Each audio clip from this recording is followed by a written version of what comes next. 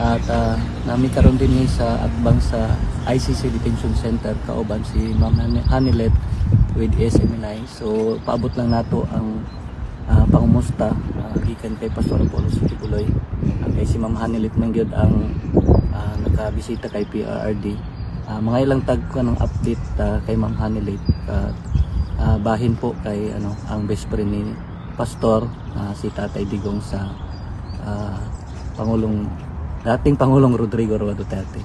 Ma'am Hanilet, good morning. Good morning, Pastor. Maayong adlaw kanimo diha. Kabalo ko, you are also praying, and indescribable yun yung mga paghitabo sa inyo pati sa amo.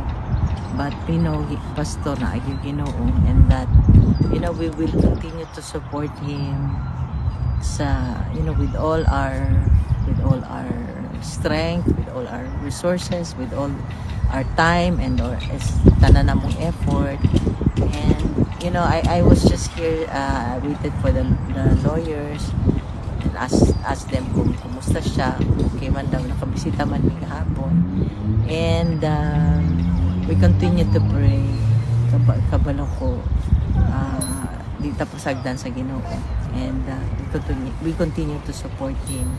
We continue to keep the faith that we will be able to bring him back home to where he belongs. Dito maging siya. And kabalo ko, kani mga pagsulay, mga bilog ang mundo, may Panginoon. Bilog. Nakaalam ng tao kung ano ang ginawa niya para sa mga Pilipino.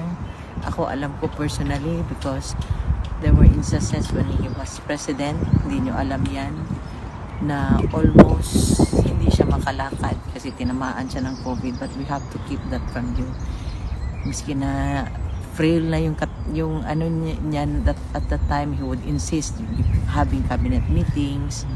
Ganun niya kamahal ang bansa at ang Pilipino. He wants to show to the Filipinos that there's a leader, somebody like him, na even during the pandemic time, we were all down, wala tayong mga trabaho, wala lahat.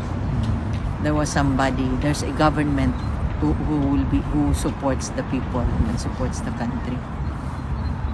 Ma'am, kumusta daw kayo si Pastor? Okay na ko, Pastor. Kami taga POJC with Pastor, namin kami sa side I can only trust you guys. Thank you, ma'am. May trust issues ako even before, so Pero sa sitwasyon ni Tatay Digong sa sulod, okay naman? Okay naman siya. Okay na karoon. Sige.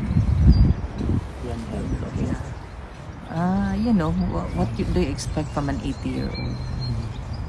Kung ano, ma'am, basig na kayo mensahe sa mga taga-KOJC o mga supporter ni Tatay?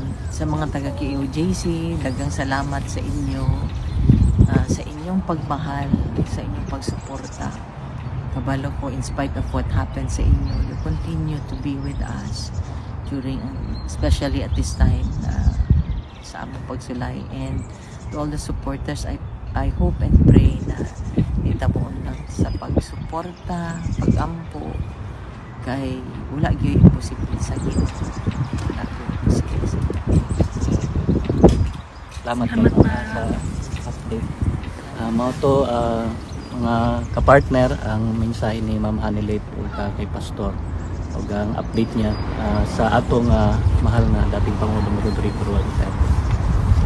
Salamat, Ma'am Hanilet, o mayong adlaw. God bless us all.